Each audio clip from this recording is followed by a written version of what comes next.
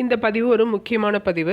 ஆசிரியர் தகுதி தேர்வு முடித்து ஆசிரியர் நியமன தேர்வுக்காக படிச்சுட்ருக்கவங்களுக்கான ஒரு பதிவு தான் இது. நீங்கள் எந்த தமிழ் படிக்கணும், எந்த போட்டித் தேர்வில் தமிழை ஒரு பாடமாக படிக்கிறீங்க அப்படின்னாலும் இந்த பதிவு உங்களுக்கு பயனுள்ளதாக இருக்கும். வரி வரியாக ஒவ்வொரு வார்த்தையாக எந்த மாதிரிலாம் கேள்வி வரும் அப்படின்னு யோசித்து படிக்கிறோம். ஏற்கனவே 4 இயல் வரைக்கும் பார்த்தாச்சு. இப்போது 5வது இயல். அடுத்த மே ஜூனில் எக்ஸாம் வர வாய்ப்பு இருக்குது. கான்ஃபிடண்ட்டாக யாருக்கும் சொல்ல முடியாது. கவர்மெண்ட்டே மாறும் அப்படிங்கிற சுச்சுவேஷன் இல்லையா. ஆனால் இன்னும் 6 மாதத்துல கண்டிப்பாக எக்ஸாமுக்கான ஒரு தெளிவு நமக்கு கிடச்சிடும். அந்த 6 மாதத்துக்கு மேலே படிக்க வேண்டிய பகுதிகள் நிறைய இருக்குது. இப்போது நம்ம தமிழை தான் முடிக்கிறோம். அடுத்து சயின்ஸு மேக்ஸுன்னு ஒன்றா போக போகிறோம். இப்போதைக்கு தமிழை தெளிவாக படிச்சிடுங்க. இதுக்கு அடுத்தடுத்து வரும்போது டெஸ்ட்டு மட்டும்தான் வரும். டெஸ்ட்டுலேயே நம்ம ரிவைஸ் பண்ணுற மாதிரி இருக்கும். அதனால் இப்போது தான் நம்ம பேஸாக படிக்கிறோம். அடுத்தடுத்து ரிவைஸ் நிறைய வந்துக்கிட்டே இருக்கும். படிங்க.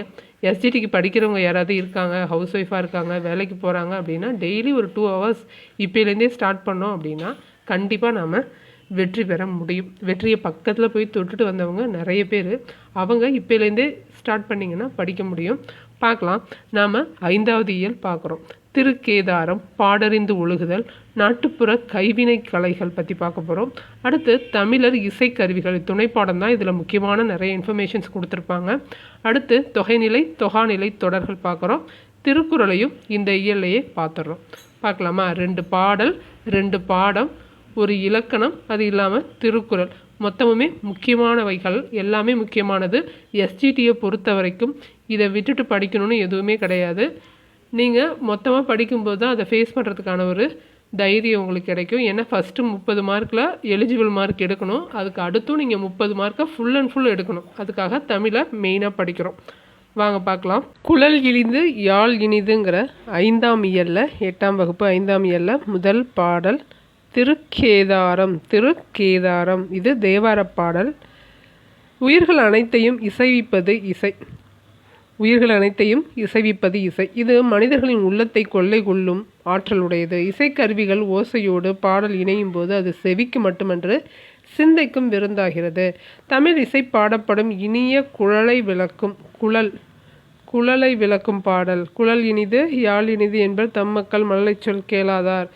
இந்த இயலோட தலைப்பு திருக்குறள்லேருந்து எடுத்திருக்காங்க. தேவாரம் பாட்டு நூல்வெளி பார்க்கலாம். இவர் தான் சுந்தரர். இந்த பிக்சரில் இருக்கிறது யார்? சுந்தரர். சுந்தரர் தேவாரம் பாடிய மூவருள் ஒருவர். இவர் நம்பி ஆரூரார், தம்பிரான் தோழர் என்னும் சிறப்பு பெயர்களால் அழைக்கப்படுகிறார். நம்பி ஆரூரார், தம்பிரான் தோழர் என்னும் சிறப்பு பெயரால் அழைக்கப்படுறது யார்? சுந்தரர். இந்த பிக்சர் பார்த்துக்கோங்க, எவ்வளோ அழகாக இருக்கார். இதனால தான் இவரை சுந்தரர்னு சொல்கிறோம். தேவாரம் திருக்கேதாரம் பாடினவர். தேவாரம் பாடிய மூவரில் ஒருத்தர். நாம் படிக்கிறது திருக்கேதாரம் பாடல். பாடினது சுந்தரர். தேவார பாடல்கள் 12 திருமுறைகளில் 7ஆம் திருமுறையாக வைக்கப்பட்டுள்ளது. தேவாரம் எத்தனாவதாக இருக்குது? 12ல் 7ஆவதாக இருக்குது. 12 திருமுறைகளில் 7ஆவதாக இருக்கிறது தான் தேவாரம். இவர் இயற்றிய திருத்தொண்ட தொகையும் முதல் நூலாக கொண்டு தான் சேக்கிழார் பெரிய புராணத்தை எழுதினார். இவரோட சுந்தரர் இயற்றிய திருத்தொண்ட தொகையை முதல் நூலாக கொண்டே சேக்கிழார் பெரிய புராணத்தை எழுதினார். சேக்கிழார் எதை அடிப்படையாக கொண்டு பெரிய புராணத்தை எழுதினார்? திருத்தொண்ட தொகையை அடிப்படையாக கொண்டு தான் சேக்கிழார் பெரிய புராணத்தை படைக்கிறார். திருஞான சம்பந்தர், திருநாவுக்கரசர், சுந்தரர் ஆகிய மூவர் பாடிய பாடல்களின் தொகுப்பு தான் தேவாரம். இந்த 3 பேரும் சேர்ந்து தான் 7வது திருமுறையை உருவாக்குறாங்க. இந்த தேவாரம் 7வது திருமுறையாக இருக்குது. மொத்தம் 12ல். இந்த தேவாரத்தை பாடினது மூவர். இந்த 3 பேர் யார் யார்? திருஞான சம்பந்தர், திருநாவுக்கரசர், சுந்தரர். இந்த தொகுப்பு என்னன்னு சொல்கிறோம்? தேவாரம்னு சொல்கிறோம். இந்த நூலை தொகுத்தது யாருன்னு கேட்பாங்க. இந்த 3 பேர் பாடினதை ஒருத்தர் தொகுக்கிறாரு. யார் அவர்? நம்பியாண்டார் நம்பி. இந்நூல் சுந்தரர் பாடியுள்ள கேதார பதிகம் தான் நமக்கு வந்திருக்கு. சுந்தரர் பாடின கேதார பதிகம் நமக்கு வந்திருக்கு. தேவாரம்னா என்ன? தே கூட்டல் ஆரம் அப்படின்னா இறைவன். தேனா இறைவனுக்கு சூடப்படும் மாலை. அப்படி இல்லாமல் வாரம்னு வந்ததுன்னா இனிய ஓசை பொருந்திய பாடல். வாரம் பாட்டு கேட்போன்னு ஞாபகம் வச்சுக்கோங்க. வாரம்னு வந்ததுன்னா பாடல்னு வந்துடும். ஆரம்னு வந்ததுன்னா இறைவனுக்கு சூட்டப்படும் மாலைன்னு வரும். ஆரம்னா மாலை நல்லாவே தெரியும். நாம் கழுத்தில் போகிற நகை ஆரம்னு சொல்லுவோம் இல்லையா? அதை வச்சு ஞாபகம் வச்சுக்கோங்க. தே ஆரம் அப்படின்னா இறைவனுக்கு சூட்டப்படும் மாலை. அதே வாரம்னாக்கா நம்ம வார வாரம் இசை கேட்போம் அப்படின்னு ஞாபகங்க. இனிய இசை பொருந்திய பாடல். வாரம்னா பாடல், ஆரம்னா நகைன்னு மாலைன்னு ஞாபகம் வச்சுக்கோங்க. அடுத்து பாடல் பார்க்கலாம். பாடல் பாருங்க. பண்ணின் தமிழ் இசைப்பாடலின் பலவை முழவதிர கண்ணின் ஒளி கனக சுனை வைரம் அவை சொரிய மண்ணின்ற மதவேலங்கள் மணிவாரிக் கொண்டு எரிய கிண்ணென்று இசை முரளும் திருக்கேதாரம் எண்ணீரே பண்ணின் கண்ணின் மண்ணின்ற கிண்ணென்ற. பாருங்க. பண்ணின் தமிழ் இசைப்பாடலின் பலவை முழவதிர கண்ணின் ஒளி கனக சுனை வைரம் அவை சொரிய மண்ணின்ற மதவேலங்கள் மணிவாரிக் கொண்டெறிய கிண்ணென்று இசை முரளும் திருக்கேதாரம் எண்ணீரே அப்படின்னு சொல்கிறாரு சுந்தரர். சொல் பொருள் பார்க்கலாம். பண் அப்படின்னா இசை, கனகசுனை அப்படின்னா பொன் வண்ண நீர்நிலை, மதவேலங்கள் அப்படின்னா மத யானைகள், முரளும்னா முழங்கும், பலவைனா என்னது முதிர்ந்த மூங்கில், பலவைனா முதிர்ந்த மூங்கில். இதுலேருந்து கேட்டிருக்காங்க, அந்த பலவை கேட்டிருக்காங்க, மதவேலங்களும் கேட்டிருக்காங்க. பாடலோட பொருளை படிக்கலாம். பண்ணோடு சேர்ந்த இனிய தமிழ் பாடல்களை பாடும்போது அதற்கு ஏற்றவாறு முதிர்ந்த மூங்கில்களால் ஆகிய புல்லாங்குழல்களும் முழவும் இணைந்து ஒலிக்கும். கண்களுக்கு இனிய குளிர்ச்சி தரும் ஒளியை உடைய பொன்வண்ண நீர்நிலைகள் வைரங்களை போன்ற நீர்த்தி வலைகளை வாரி இறைக்கும். நிலத்தின் மீது நின்று கொண்டிருக்கும் மத யானைகள் என்ன செய்யும்? மணிகளை வாரி வாரி வீசும். இவற்றால் இடையாறாது எழும் கின் என்னும் ஒளியானது இசையாக முழங்கும். இத்தகைய சிறப்புகளை உடைய நகரம் தான் திருக்கேதாரம். ஆட்டோமேட்டிக்காக ஒரு இசை நிகழ்ச்சி நடக்குது, இந்தந்த இசை சவுண்டெல்லாம் சேர்ந்து ஒரு நிகழ்ச்சி நடக்குது அப்படிங்கிறத சொல்லியிருக்காரு சுந்தரர் திருக்கேதாரம் பதிகத்தில். தேவாரம் பாடினது 3 பேர். அந்த தேவாரத்தை தொகுத்தது நம்பியாண்டார் நம்பி. இந்த 3 பேர் பாடினது தான் 12 திருமுறைகளில் எத்தனாவதாக இருக்குது? 7ஆவதாக இருக்குது. ஓகேவா? சேக்கிழார் எதை அடிப்படையாக கொண்டு பெரிய புராணத்தை இயற்றினார்? திருத்தொண்ட தொகையை.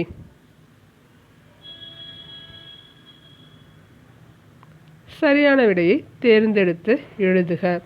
காட்டிலிருந்து வந்த டேஷ் கரும்பை தின்றன. வேலங்கள்னா என்ன? யானை. கனகசுனை என்னும் சொல்லை பிரித்து எழுதுக.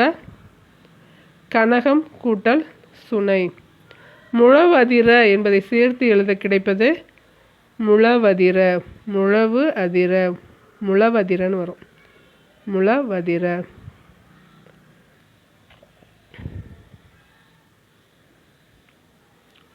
அடுத்து 2வது பாடல் கலித்தொகை பாடல். பாடறிந்து ஒழுகுதல் அப்படிங்கிற கலித்தொகை பாடல்.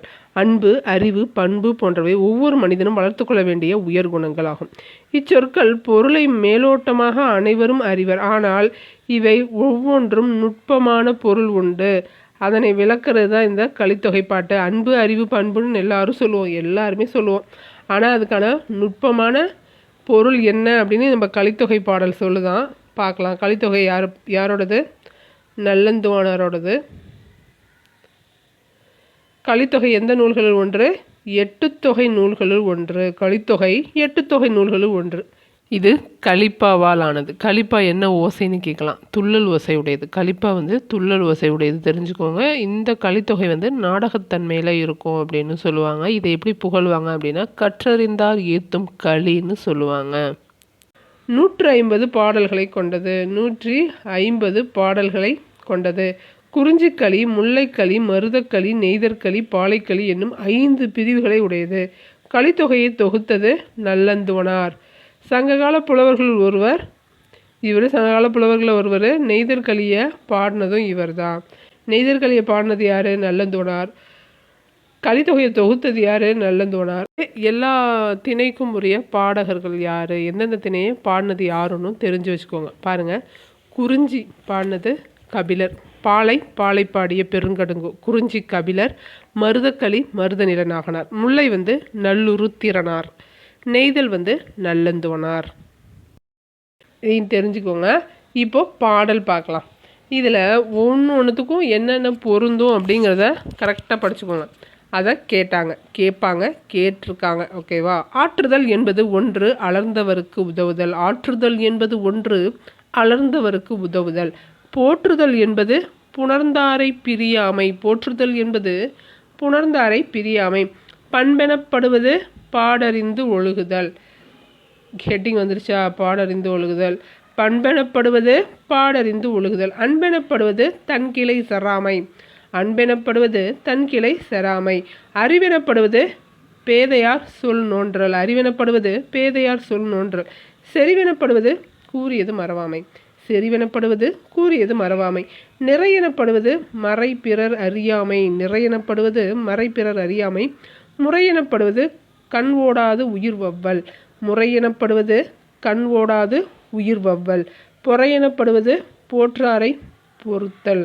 பொறுமைனா என்னன்னா, உங்களை யாராவது அசிங்கப்படுத்திட்டு போனால் கூட அதை பொறுத்துக்கிறது தான் பொறுமைன்னு அர்த்தம். பொறை எனப்படுவது போற்றாரை பொறுத்தல். நல்லந்துவனார் சொல்கிறாரு. விளக்கம் பார்த்தா இன்னும் புரியும். அலர்ந்தவர்னா வறியவர். செறாமைனா வெறுக்காமை. நோன்றல் அப்படின்னா பொறுத்தல். போற்றார்னா பகைவர். கிளை அப்படின்னா உறவினர். பேதையார் அப்படின்னா அறிவற்றவர். மறவாமை அப்படின்னா மறவாமை. பொறை அப்படின்னா பொறுமை. 8th ஸ்டாண்டர்ட் பிளேலிஸ்ட் இருக்கும். அதில் போய் பார்த்தீங்கன்னா நான் 8th சொல் பொருளை தனியாகவே போட்டிருப்பேன். அதை நீங்கள் தனியாகவே ஒரு தடவை படிச்சுட்டு அதை டெஸ்ட்டாக எப்படி எழுதுறது அப்படின்னு கூட டெஸ்ட்டு போட்டிருப்பேன். நீங்கள் 8th ஸ்டாண்டர்ட் அப்படின்னு இருக்கும். எஸ்ஜிடின்னு இல்லாமல் வெறுமனே 8th ஸ்டாண்டர்ட் பிளேலிஸ்ட்டில் போய் பார்த்தீங்கன்னா தெரியும். அலர்ந்தவர் வறியவர். செறாமைனா வெறுக்காமை. நோன்றல் அப்படின்னா பொறுத்தல். போற்றார் அப்படின்னா பகைவர். கிளைனா உறவினர். பேதையர்னா அறிவற்றவர். மறாமை அப்படின்னா மறவாமை. பொறைனா பொறுமை. பார்க்கலாமா? பொருள் பாருங்கள். இவ்வாழ்வு என்பது அலர்ந்தவருக்கு உதவுதல். ஆற்றுதல் என்பது ஒன்று அலர்ந்தவர். அலர்ந்தவர்னு யார்? வறியவருக்கு உதவி செய்கிறது தான் இந்த வாழ்வு. இந்த வாழ்வு என்பது என்ன? வறியவருக்கு உதவி செய்வது சொல்கிறது நல்லந்தோணார். பாதுகாத்தல் என்பது அன்புடையோரை பிரியாது வாழ்தல் தான் பாதுகாத்தல். பண்பெனப்படுவது சான்றோர் காட்டிய வழியில் நடத்தல். பண்பெனப்படுவது சான்றோர் காட்டிய வழியில் நடத்தல். அன்பெனப்படுவது உறவினர்களோடு வெறுப்பின்றி வாழ்தல். அன்பெனப்படுவது உறவினர்களோடு வெறுப்பின்றி வாழ்தல். அறிவெனப்படுவது அறிவற்றவர் கூறும் சொற்களை பொறுத்தல். நீ பட்டம் வாங்குறதோ பெரிய வேலைக்கு போகிறதோலாம் கிடையாது. அறிவெனப்படுவது என்ன? அறிவற்றவர் கூறும் சொற்களை பொறுத்தல். அவனுக்கு தெரியல சொல்கிறான் அப்படின்னு பொறுத்து போகிறோம் இல்லையா, அவங்களுக்கு தான் அறிவு இருக்குன்னு அர்த்தமா. செறிவெனப்படுவது முன் சொன்ன வாக்கை மறக்காமல் காப்பாற்றுதல். செறிவெனப்படுவது கொடுத்த வாக்கை காப்பாற்றுறது. நிறையெனப்படுவது மறைப்பொருளை பிறர் அறியாமல் காத்தல். மறைனா வேதம். அந்த வேத பொருளை பிறர் அறியாமல் காத்தல். மறைப்பொருளை பிறர் அறியாமல் காத்தல். நீதிமுறை எனப்படுவது குற்றம் செய்வதற்கு உரிய தண்டனையை வழங்குறது தான் நீதிமுறை. நீதிமுறை என்பது குற்றம் செய்தவருக்கு உரிய தண்டனையை வழங்குதல். பொறுமை எனப்படுவது தம்மை இகழ்வாரையும் பொறுத்தல். பொறுமை எனப்படுவது என்ன? தன்னை இகழ்கிறவங்களையும் பொறுத்துக்கிறது. நாம் ஒவ்வொருவருக்கும் இத்தகைய பண்பு நலன்களை பின்பற்றி வாழ வேண்டும். நாம் ஒருவரும் இத்தனை பண்பு நலன்களை போற்றி வாழணும். 9 பண்பு நலன்கள் சொல்லியிருக்காரு. இந்த 9ஐயும் பின்பற்றுங்க.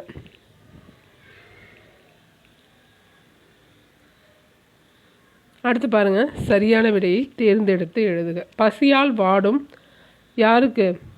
அலர்ந்தவருக்கு உணவளிக்கிறது தான் வாழ்க்கையே. வாழ்க்கைங்கிறது என்ன? வறியவருக்கு உதவுறது தான் அப்படின்னு சொல்கிறாரு நல்லந்துவனார். நம்மை டேஷ் பொறுத்து கொள்ள வேண்டும். இகழ்கிறவரையும் பொறுத்துக்கணும். அதுக்கு பேர் தான் பொறுமை. மறைப்பொருளை காத்தல் டேஷ் எனப்படும். நிறை எனப்படும். நிறை எனப்படுவது மறைப்பொருள் காத்தல். பாடறிந்து என்னும் சொல்லை பிரித்து எழுதுக. பாடு கூட்டல் அறிந்து. முறை எனப்படுவது என்ற சொல்லை பிரித்து எழுதுக. முறை எனப்படுவது. முறை எனப்படுவது. அடுத்து இயல் 5 நாட்டுப்புற கைவினை கலைகள் அப்படிங்கிற உரைநடை பார்க்க போகிறோம். கைவினை கலைகளில் பானை செய்கிறத பற்றியும் பாய்கள் அந்த மாதிரி எல்லா கைவினைகளை பற்றியும் சொல்லியிருப்பாங்க. இதில் முக்கியமானது கேள்வியாக வர வேண்டியது எல்லாத்தையும் படிச்சிடலாம்.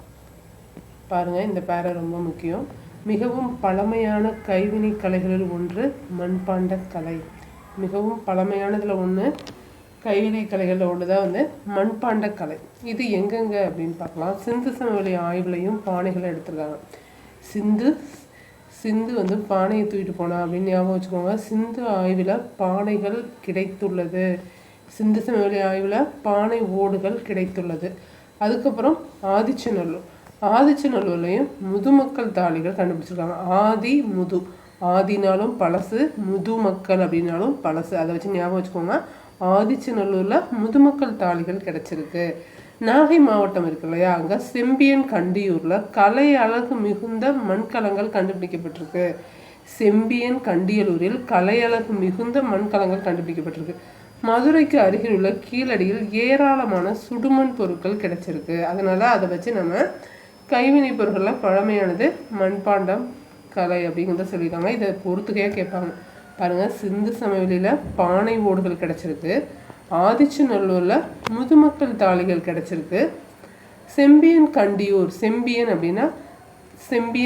அப்படின்னா கலை அழகு மிகுந்த மண்கலம் கண்டுபிடிச்சிருக்காங்க. எங்கே? செம்பியன் கண்டியூர், நாகப்பட்டினம் மாவட்டம். செம்பியன் கண்டியூர் எந்த மாவட்டத்தில் இருக்குன்னு கூட கேட்டு போயிடலாம். இதில் எதை வேணால் அவங்க கேள்வியாக எடுக்கலாம். நாமளும் எதை வேணால் எதை கேட்டாலும் அடுத்த வார்த்தையை கொண்டு வரா மாதிரி படிச்சுக்கோங்க. செம்பியன் கண்டியூர் எந்த மாவட்டம்? நாகை மாவட்டம். அடுத்து பாருங்கள், மதுரை. கீழடி எங்கே இருக்குது? மதுரையில் இருக்குது. இங்கே என்ன கிடச்சிருக்கு? ஏராளமான சுடுமண் பொருட்கள் கிடச்சிருக்கு. நீங்கள் நோட்ஸ் எழுதுறீங்க அப்படின்னா சிந்து வெளின்னு போட்டு பானை ஓடு, ஆதிச்சநல்லூர் முதுமக்கள் தாழி, நாகை மாவட்டம் செம்பியன் கண்டியூர் கலை அழகு மிகுந்த மண்கலங்கள், மதுரை கீழடி சுடுமண் பொருட்கள் அப்படின்னு எழுதி வச்சிட்டிங்கன்னா ரிவைஸ் பண்ணும்போது ஈஸியாக இருக்கும். இங்கே பாருங்கள், குடம், தொண்டி, கலயம், கடம், மூடி, உழக்கு, அகல், உண்டியல், அடுப்பு, தொட்டி என்று எத்தனை பொருட்கள் இருக்குது. இந்த மாதிரி மண்கலத்திலே மாற்றி மண்ணை வச்சு செய்கிறது. குடம், தொண்டி, கலயம், கடம், மூடி, உழக்கு, அகல், உண்டியல், அடுப்பு, தொட்டி இதெல்லாம் வந்து மண்ணை வச்சு செஞ்ச பொருட்கள் அங்கே வச்சுருக்காங்க. அது ஒரு கண்காட்சி. பாருங்கள், இந்த பானை செய்கிற வளையம் இருக்கு இல்லையா, சக்கரம். இந்த சக்கரத்து மேலே வச்சு தான் பானையை செய்வாங்க. நிறைய பேர் பார்த்துருப்பீங்க. அந்த பானை செய்யும் சக்கரம் இதை என்னன்னு சொல்லுவாங்க? திருவைன்னு சொல்லுவாங்க. திருவை என்பது என்னன்னு கேட்டுருவாங்க. பானை, ஓடு, சக்கரம், இந்த மண் இந்த மாதிரி கொடுத்துருவாங்க. அதுக்கு நீங்கள் கரெக்டாக ஆன்சர் பண்ணணும். பானை செய்யும் சக்கரம், அந்த சக்கரத்தை தான் என்னன்னு சொல்கிறோம்? திருவைன்னு சொல்கிறோம். சக்கரத்தை என்னன்னு சொல்கிறோம்? திருவைன்னு சொல்கிறோம். அதை வேகமாக சுத்த தான் வந்து மண்ணிலேருந்து அப்படியே பானையாக மாற்றுவாங்க. பானை என்னன்னு செய்வோம்? பானை செய்கிறதுக்கான மரபு என்ன? பானை வனைதல். இதையே நிறைய தடவை கேட்டிருக்காங்க. பானை டேஷ் அப்படின்னு கொடுத்துட்டு செய்தல், வனைதல் அது கொடுத்துருவாங்க. அதை கரெக்டாக நம்ம வனைதல்னு சொல்லணும். பானை செய்கிறதுக்கான மரபு என்ன? வனைதல். பானை செய்வதற்கான மரபு வனைதல். பாருங்க, சுடுமண் சிற்பக்கலையை என்னன்னு சொல்லுவோம்? சுடுமண் சிற்பக்கலையை என்னன்னு சொல்லுவோம்? டெரா கோட்டான்னு சொல்லுவோம். டெரா கோட்டாங்கிறது என்ன? சுடுமண் சிற்பக்கலை செய்யும் முறைக்கு தான் பேர் டெரா கோட்டா. மூங்கிலை கொண்டு பல வகையான கைவினை பொருட்கள் செய்கிறாங்க. அது என்னென்னு பாருங்க. மட்டக்கூடை, தட்டுக்கூடை, கொட்டுக்கூடை, முறம், ஏணி, சதுரத்தட்டின்னு ஒன்று, சதுரத்தட்டி, கூரைத்தட்டி, தெருக்கூட்டம் துடைப்பம், மாடுகளுக்கான மூஞ்சி பெட்டி, பழக்கூடை, பூக்கூடை, பூத்தட்டு, கட்டில் செய்கிறாங்க, புல்லாங்குழல், புட்டுக்குழாய், கால்நடைகளுக்கு மருந்து புகட்டும் குழாய். இது எல்லாமே வந்து மூங்கிலை வைத்து செய்கிறாங்க. இவ்வளோ செய்கிறாங்க மூங்கிலை வைத்து, தெரிஞ்சுக்கோங்க.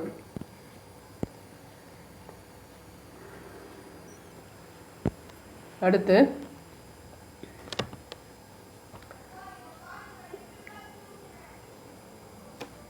மூங்கிலோட வகைகள் கொடுத்துருக்காங்க. மூங்கிலோட வகைகள்: கல் மூங்கில், மலை மூங்கில், கூட்டு மூங்கில். எந்த மூங்கிலை வச்சு நம்ம சொன்ன பொருள்லாம் செய்கிறாங்க? தட்டுக்கூடை, பொட்டுக்கூடை எல்லாம் எதை வச்சு செய்கிறாங்கன்னா கூட்டு மூங்கில் தான் வந்து கைவினை பொருட்கள் செய்கிறதுக்கு பயன்படுது. கூட்டு மூங்கில் தான் வந்து கைவினை பொருட்கள் செய்ய ஏற்றவை. மொத்தம் 3 வகை இருக்குது. கல்முங்கில், மலைமுங்கில், கூட்டு மூங்கில். பாருங்கள், பாய்கள் பற்றி கொடுத்துருக்காங்க. இந்த பாய்களை பொறுத்துகையில் கேட்பாங்க. மிக மிக முக்கியமானது இந்த பேராகிராஃப். பார்க்கலாமா? பாருங்கள், உட்கார்ந்து உண்ண குழந்தையை படுக்க வைக்கிறது என்ன பாய்?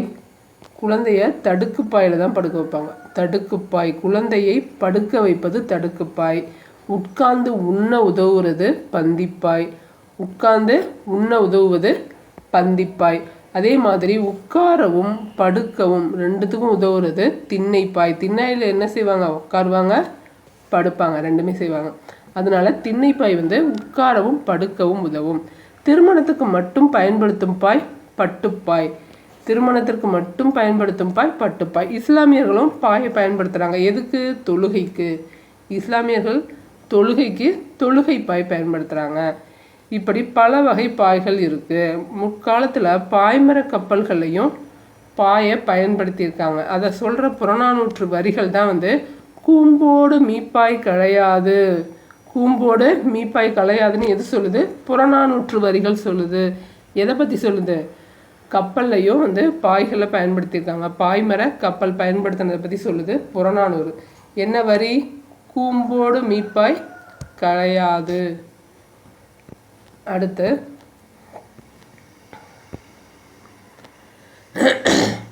தமிழ்நாட்டின் மாநில மரம் பனைமரம்.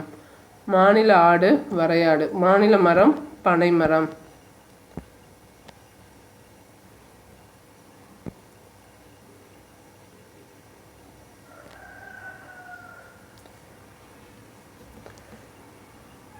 அடுத்து பிரம்பு பற்றி சொல்கிறாங்க. பிரம்பு என்னென்னலாம் செய்யலாம் அப்படின்னு சொல்லியிருக்காங்க. பிரம்பினால் செய்யப்பட்ட பல வகையான பொருட்கள் இருக்குது. என்னென்ன அப்படின்னு பாருங்கள். கட்டில், ஊஞ்சல், நாற்காலி, மேசை, பூக்கூடை, பழக்கூடை, இடியாப்பத்தட்டு, அர்ச்சனை பண்ணுற தட்டு, வெற்றலை பெட்டி, இதெல்லாம் பிரம்பால் செஞ்சு வச்சுருக்காங்க அந்த கலை கண்காட்சியில்.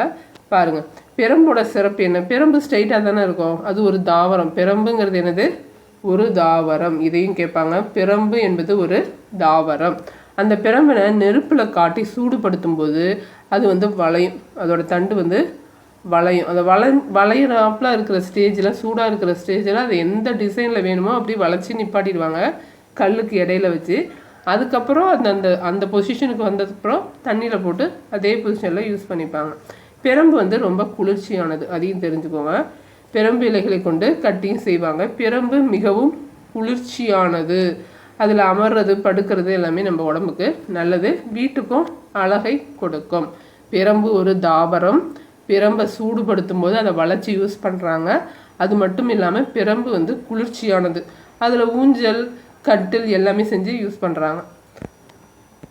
பாருங்க, பிரம்பு என்பது எந்த வகை தாவரம்? கொடி வகையை சார்ந்த தாவரம்.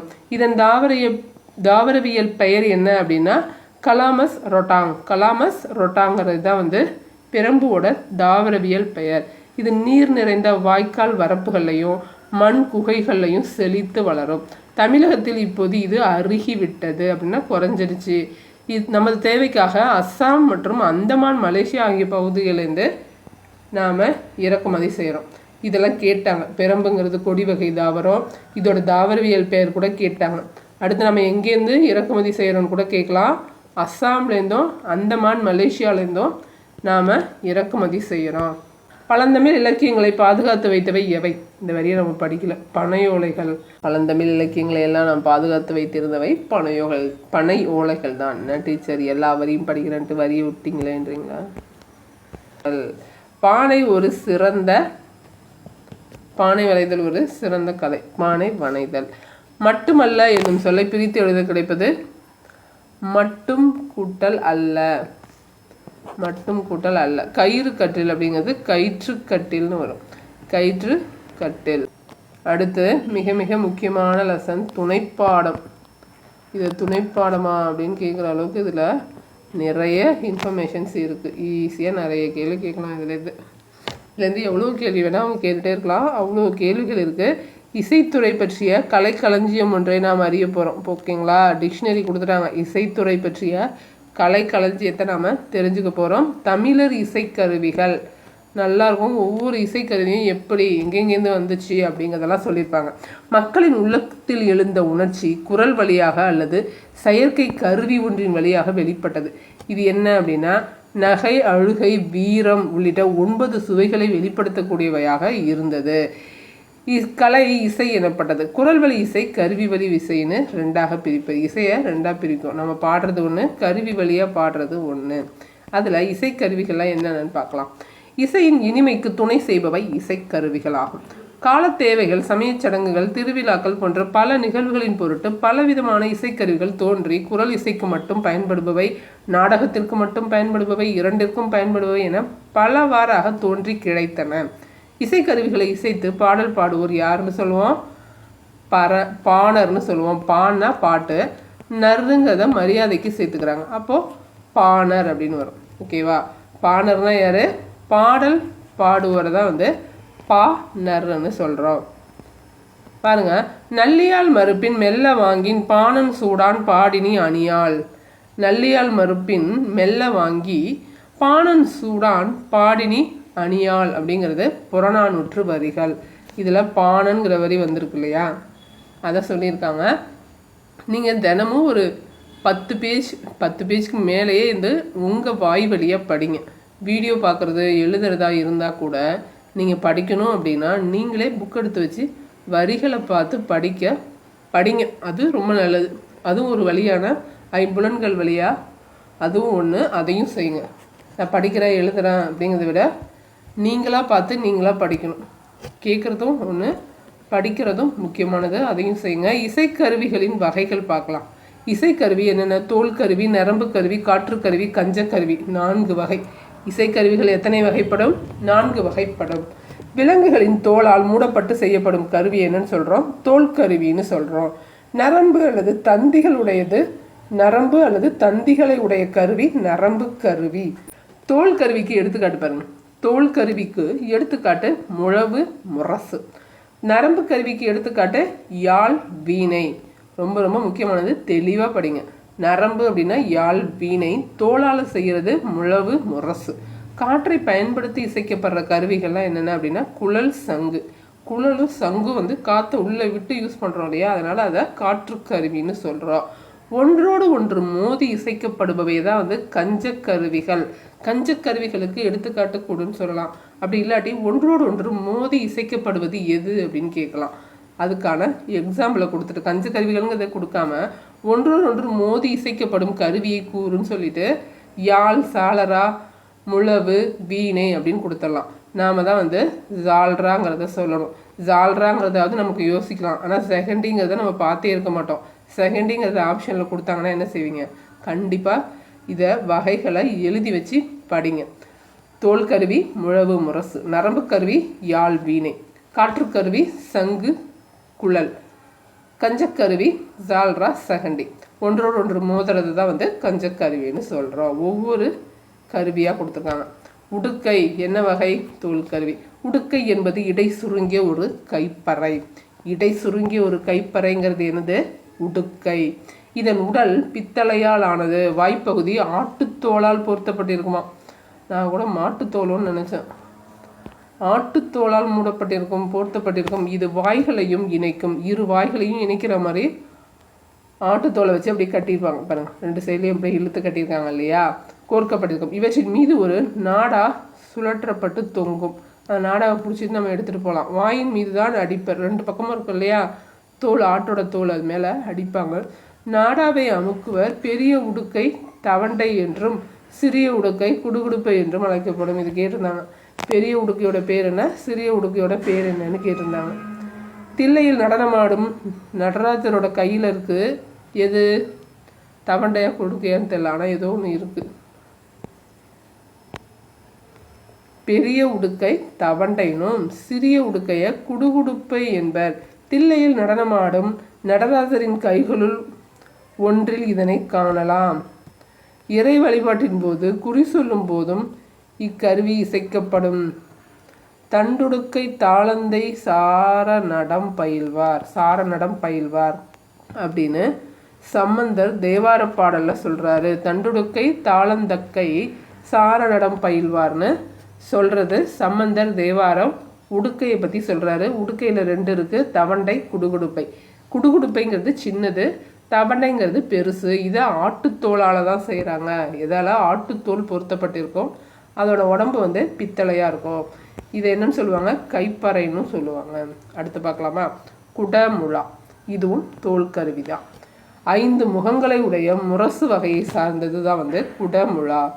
முரசு வகையை சார்ந்த 5 முகம் இருக்கும். ஒரு பெரிய குடத்தின் வடிவில் 5 வட்ட வடிவ வாய்களுடன் அமைந்திருக்கும். நடுவில் இருக்கும் வாய் மற்றவற்றை விட பெருசாக இருக்கும். நடுவில் இருக்கும் வாய் மற்றவற்றை விட பெருசாக இருக்கும். ஒவ்வொரு வாயும் தோளால் மூடப்பட்டிருக்கும். ஒவ்வொரு வாயிலிருந்தும் ஒரு தனி வகையான இசை பிறக்கும். இதோட இன்னொரு பெயர் என்ன அப்படின்னா, இதை பஞ்சமகா சப்தம்னு சொல்கிறோம். பஞ்சமகா சப்தம்னு சொல்கிறோம். ஏன்னா ஒன்றுலையும் வேறு வேறு சவுண்டு வருது இல்லையா? இது கோயில்களில் ஒலிக்கப்படும் இசைக்கருவியாகும். சென்னை அருங்காட்சியகத்தில் இவ்வகை முழவு ஒன்று காட்சிக்கு வைக்கப்பட்டுள்ளது. கோயில்களில் இசைப்பாங்க. இதை பஞ்சமகா சப்தம்னு சொல்லுவாங்க. இது 5 துளைகள்லையுமே வந்து 5 வேறு வேறு இசைகள் வரும். இதோட நேச்சரான நேம் என்ன அப்படின்னா குடமுழா. குடமுழாவை தான் வந்து பஞ்சமகா சப்தம்னு சொல்கிறோம். அடுத்தது பார்க்கலாம். குழல். அந்த படத்தை வரைஞ்சி கூட நீங்கள் போட்டுக்கலாம். புல்லாங்குழலில் வரைஞ்சிட்டு அதோட ஹின்ஸ் அப்படியே கீழே எழுதிட்டிங்கன்னா அடுத்து ரிவைஸ் பண்ணும்போது ஈஸியாக இருக்கும். நம்ம படிக்கிறது எல்லாமே ரிவைஸ் பண்ண தான். படிக்கிறத விட 10 தடவை ரிவிஷன் பண்ணணும். ஞாபகத்தில் வச்சுக்கோங்க. படிக்கிறது ஒரு முறை. குழல் அப்படிங்கிறது காற்றுக்கருவி. காடுகளில் வளரும் மூங்கிலிலிருந்து வண்டுகள் துளையிடும். காடுகளில் வளர்கிற மூங்கில்களில் வண்டுகள் துளையிடுமா. அவற்றின் வழியாக காற்று வீசும்போது இன்னும் எழுப்புமா. இதை கேட்டு மகிழ்ந்த நம் முன்னோர்கள் தான் வந்து அவங்களே செய்ய ஆரம்பிச்சிட்டாங்க. இப்போ இது இயற்கையாகவே உருவானது. இதனை வேய்குழல், புல்லாங்குழல் என்றும் அழைப்பர். குழல் 7 சுரங்களை உண்டாக்குவதற்கு உரிய 7 துளைகளை உடையதாகும். புல்லாங்குழலில் எத்தனை துளைகள் இருக்கும்? 7 துளைகள். இது சுமார் 20 விரல் நீளம் உடையது. நம்ம விரல் கணக்கில் 20 விரல் நீளமுடையதாக இருக்கும். மூங்கில் மட்டுமின்றி சந்தனம், செங்காலி, கருங்காலி ஆகிய மரங்களாலேயும் குழல்கள் செய்யப்படுது. குழல்கள் எத்தனை இருக்குது? 3 இருக்குது. என்னென்ன? கொன்றை குழல், முல்லை குழல், ஆம்பல் குழல். பல வகையான குழல்கள் இருந்ததாக எது சொல்லுது? சிலப்பதிகாரம் சொல்கிறது. ஒவ்வொரு வரிகளுமே வந்து இன்ஃபர்மேஷன்ஸு. காட்டில் வளர்கிற மூங்கில்ல வண்டு போய் தொலையிட்டு தான் வந்து புல்லாங்குழலை உருவாகிருக்கு அப்படிங்கிறது அழகாக இருக்குது கேட்குறதுக்கு. இயற்கையாகவே உருவாகிருக்கு. இந்த 2ஆக சொல்லுவோம். என்னென்ன? வேய்குழல், புல்லாங்குழல்னு 2 இருக்குது. இதில் 7 ஸ்வரங்களுக்கான ஓசைகள் வரணுங்கிறதுக்காக எத்தனை ஓட்டைகள் விட்டுருக்காங்க? 7 துளைகளை விட்டுருக்காங்க. இது எவ்வளோ நீளம் இருக்கும்? சுமார் 20 விரல் நீளம் உடையதாக இருக்கும். 20 விரல் நீளம் உடையது. இது மூங்கில்ல மட்டும் செய்யாமல் சந்தனம், செங்காலி, கருங்காலி, அப்போது 4 மரத்தில் செய்கிறாங்க. மூங்கில், சந்தனம், செங்காலி, கருங்காலி. இதில் 3 வகை இருக்குது. கொன்றை குழல், முல்லை குழல், ஆம்பல் குழல். 3 இருக்குது அப்படின்னா அவங்க ஈஸியாக வந்து மாறுபட்டதை கொடுத்துருவாங்க. கொன்றை, முல்லை, ஆம்பல்னு கொடுத்துட்டு செங்குழல்னு கூட கொடுக்கலாம், வஞ்சி குழல்னு கூட கொடுக்கலாம். ஏதோ ஒன்று கொடுத்துட்டு மாறுபட்டதை கூறுன்னு சொல்லிடலாம். அடுத்து இன்னொன்று என்ன முக்கியமானது அப்படின்னா, பல வகையான குழல்கள் இருந்த செய்தியை கூறும் காப்பியம் எதுன்னு கேட்டுடலாம். பல வகையான குழல்கள் இருந்த சொல்கிற காப்பியம் எது? நம்ம சிலப்பதிகாரம் தான். ஹெட்டிங் வந்துச்சு பாருங்க. குழல் இனிது, யாழ் இனிது. சொன்னது யார்? நம்ம திருவள்ளுவர். குழலையும் யாழையும் இனிதுன்னு சொல்லுவாங்க. யார்? நம்ம குழந்தையோட மழலை சொல்லை கேட்காதவர்கள். அடுத்து கொம்பு அப்படிங்கிற இசைக்கருவியை கொடுத்துருக்காங்க. இதில் காற்றை வச்சு தானே யூஸ் பண்ணுறாங்க. அதனால் இது ஒரு காற்றுக்கருவி. கொம்புங்கிறது ஒரு காற்றுக்கருவி. இது வருங்க, வளைஞ்சிருக்கும். அப்படி வளைஞ்சா மாதிரி இருக்கும். டிஃப்ரெண்ட் சைஸில் இருக்குது. மனிதர்கள் தொடக்க காலத்தில் இறந்த மாட்டோட கொம்பை பயன்படுத்தி ஒலி எழுப்பியிருக்காங்க. அதுதான் பின்னாடி அதே மாதிரி மாட்டு கொம்பு கிடைக்காத போது அவங்களே வந்து ஒவ்வொரு உலோகத்தில் செய்ய ஆரம்பிச்சிட்டாங்க. இசைக்கருவிக்கு அடிப்படையாயிற்று. இக்காலத்தில் பித்தளை அல்லது வெண்கலத்தால் கொம்புகள் செய்யப்படுகின்றன. இதனை வேடர் வேட்டையின் போது ஊதுவார்கள்.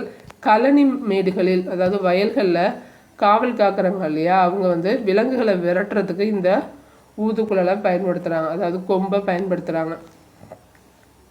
காவல்காரர்களை விழித்திருக்க செய்கிறதுக்கும் இந்த கொம்பினை ஊதுவாங்க. ஒருத்தர் ஒரு சைடில் நிற்பார், இன்னொருத்தர் ரொம்ப தூரத்தில் நிற்பார். அவரை வந்து அலர்ட் பண்ணுறதுக்கு இந்த கொம்பை வந்து இசைப்பாங்க. ஊதுகொம்பு, எக்காலம், சிங்கநாதம், துத்தரி போன்ற பல வகையான கொம்புகள் இக்காலத்தில் இருக்குது. ஊதுகொம்பு, எக்காலம், சிந்துநாகம், துத்தரி. ஊதுகொம்பு, எக்காலம், சிங்கநாதம், துத்தரி போன்ற பல வகையான கொம்புகள் இக்காலத்தில் இருக்குது. திருவிழாக்கள்லையும் ஊர்வலங்கள்லையும் இதை பார்க்கலாம். கோயில்களில் இசைக்கப்படும் கருவி எது? கோயிலில் இசைக்கப்படுற கருவி எதுன்னு பார்த்தோம், இந்த பஞ்சமகா சப்தம். அது எங்கே இருக்குது? அருங்காட்சியகம், சென்னை அருங்காட்சியகத்தில் இருக்குது. பித்தளை அல்லது வெங்கலத்தால் கொம்புகள் செய்யப்பட்டிருக்கும். அடுத்து பாருங்கள், சங்கு. சங்கோடு சக்கரம் ஏந்தும் தடக்கையான் பங்கைய கண்ணானை பாடலோர் எம்புவாய், பாடலோர் எம்புவாய் அப்படின்னு பாவையில் சொல்கிறாங்க, திருப்பாவையில் சொல்கிறாங்க. சங்குங்கிறது ஒரு காற்று கருவிங்கிறத தெரிஞ்சுக்கோங்க. இது ஒரு இயற்கை கருவி. ஏன்னா சங்குக்கு நம்ம எந்த டிசைனுமே கொடுக்க மாட்டோம், அப்படியே எடுத்துகிட்டு வந்து வச்சு ஊதச்சா ஸ்டார்ட் பண்ணிடுவோம். சங்கை வலம்புரி சங்கு என்பர், சங்கின் ஒளியை சங்கநாதம் என்பர். இலக்கியங்களில் இதனை பணிலம் என்று குறிப்பிடுகிறோம். பணிலம்னு ஒன்று இருக்குது, பண்டிலம்னு ஒன்று இருக்குது, கன்ஃபியூஸ் பண்ணிக்காதீங்க. வலம்புரி சங்கு என்பர் சங்கின் ஒளியை என்னன்னு சொல்கிறோம்? சங்கநாதம்னு சொல்கிறோம். இலக்கியங்களில் சங்கை என்னன்னு சொல்கிறோம்? பணிலம்னு சொல்கிறோம். கோயில் திருவிழாக்களின் போது, சமய சடங்குகளின் போதும் சங்கு முழங்கும் வழக்கம் உண்டு. சங்கோடு சக்கரம் ஏந்தும் தடக்கையன் பங்கைய கண்ணானை பாடலோர் எம்புவாய் அப்படின்னு திருப்பாவை சொல்லுது. ஜாலரா இது பித்தளை அல்லது வெண்கலத்தால் செய்யப்பட்டிருக்கும். அதன் உட்புறம் குவிந்து இருக்கும். ஜாலரா எப்படி இருக்கும்? உட்புறம் குவிந்து இருக்கும். இதனை ஒன்றோடு ஒன்று பொருத்தியும் விளிம்பின் மீது தட்டியும் தாளத்தின் தேவைக்கேற்ப இசைப்பர். இதை பாண்டில்னு சொல்கிறோம்.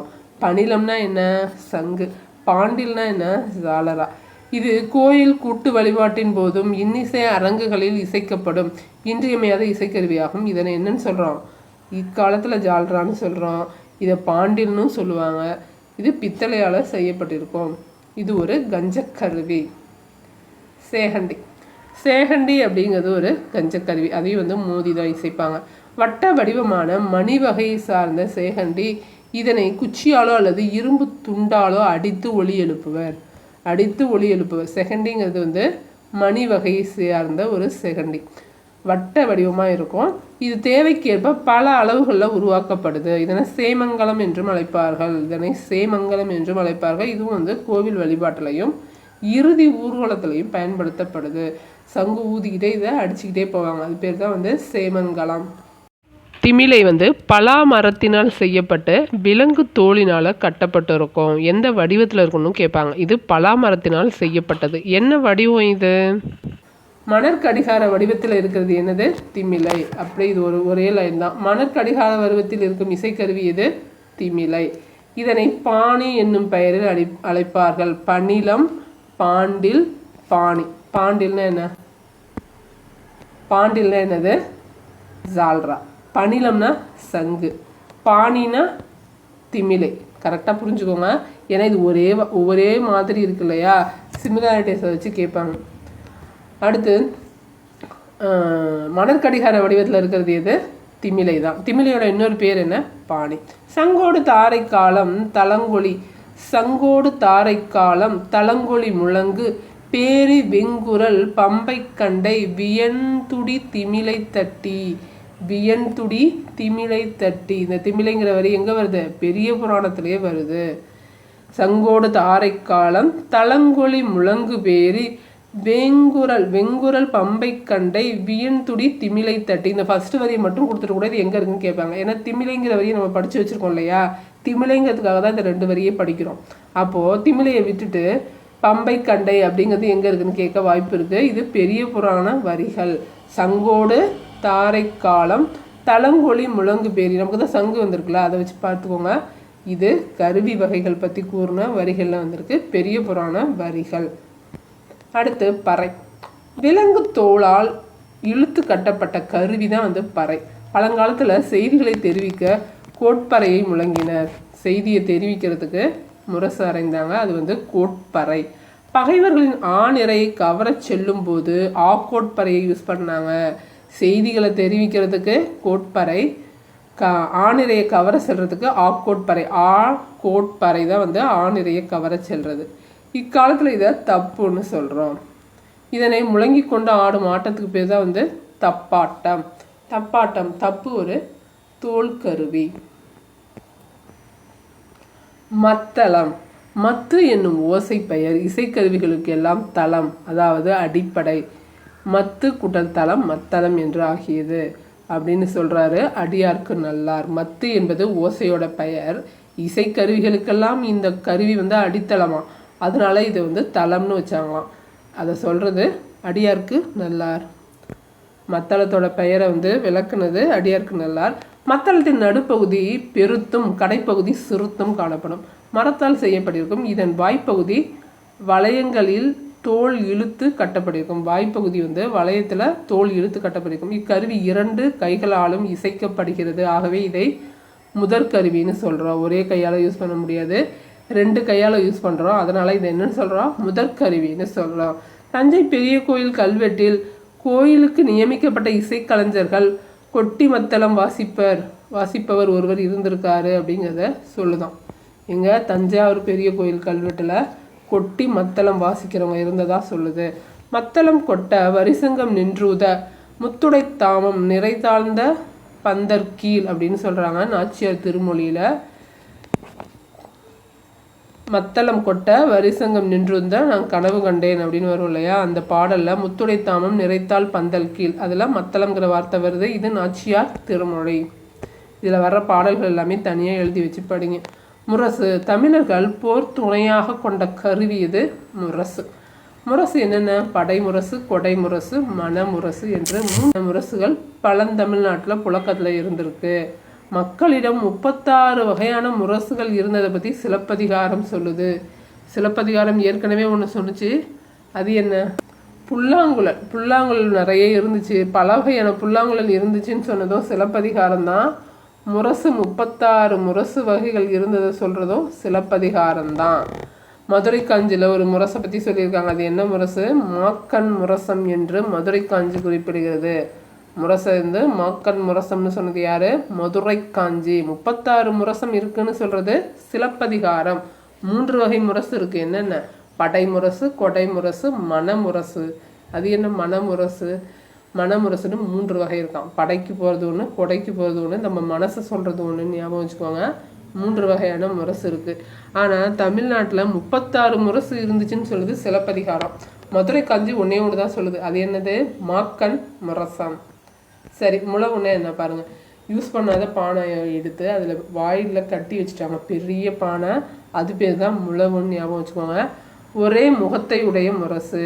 5 இருக்கு இல்லையா, சின்னதாக இருக்கும், 5 வாயில் மூடி இருக்கும், நடுவில் இருக்கிற வாய் மட்டும் கொஞ்சம் பெருசாக இருக்கும். அது பேர் என்ன? பஞ்சமகா சப்தம். அது பார்த்தோம் இல்லையா? அதே மாதிரி அதில் இது ஒன்று. இது முழவு. இது ஒரே பானை, பெரிய பானை, அதோட வாயை மூடி இருப்பாங்க. அது பேர் தான் முழவு. முழவதிர அப்படின்னு பாடுவோம்ல, அந்த முழவு தான். ஒரே முகத்தை உடைய முரசு வகையை சேர்ந்தது தான் முழவு. இது தோல் கருவி. ஒரு பெரிய குடத்தின் வாயில் தோலை இழுத்து கட்டப்பட்ட கருவியாகும். இத்தோல் ஒரு வகை பசை மண்ணை தடவி முழக்குவர். பசை மண் தடவி இருக்குமா. மணவை முழவு என்று பொருணராற்றுப்படையில் இடம்பெற்றிருக்கிறது. மணமை முழவு, மணமை முழவு அப்படின்னு சொல்லுது பொருணராற்றுப்படை. காலத்தை அறிவிக்க நாளிகை முழவு, காலை முழவு, நாளிகை முழவு, காலை முழவுலாம் பயன்படுத்தப்பட்டிருக்கு. காலை உணவு கிழிந்த முழவுருள் பெரும்பலம். காலை உணவு கிழிந்த முழவுமருள் பெரும்பலம். அதாவது காலை உணவு முடிஞ்சிருச்சு, அதுக்கான இசையும் இசைச்சிருச்சு அப்படின்னு சொல்கிறாங்க போல். சொல்கிறது புறநானூறு. காலை உணங்கிழிந்த முழவுமருள் பெரும்பலம் சொல்கிறது புறநானூறு. அடுத்து யாழ். யாழ் இசை பாருங்கள். நரம்பு கருவி. டயர்டாக இருந்தாக்கா கொஞ்சம் கேப் விட்டுட்டு படிங்க. நான் இப்பயும் போட்டதே படிச்சிடுவேன், எனக்கு மோட்டிவ் ஆகிடுச்சு அப்படின்னு படிச்சுட்டு கண்டிப்பாக 1/2 ஹவரில் மோட்டிவ் குறைஞ்சிரும். அது சைக்காலஜி. 45 மினிட்ஸ் வரைக்கும் தான் உங்களால் படிக்க முடியும். ஒரு ஒர்க்கையும் 45 மினிட்ஸ் கேப் விட்டுக்கோங்க.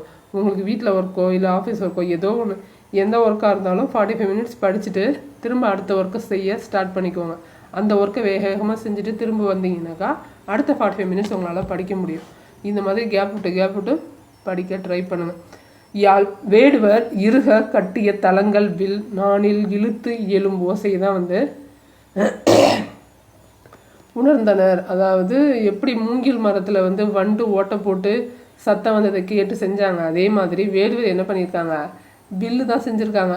அந்த வில்லில் தட்டும்போது சத்தம் வந்துச்சு இல்லையா, அதை அப்படியே யூஸ் பண்ணி நரம்புகளால் ஆன விரலால் வருடக்கூடியதுமான ஒரு கருவியை உருவாக்குனாங்க.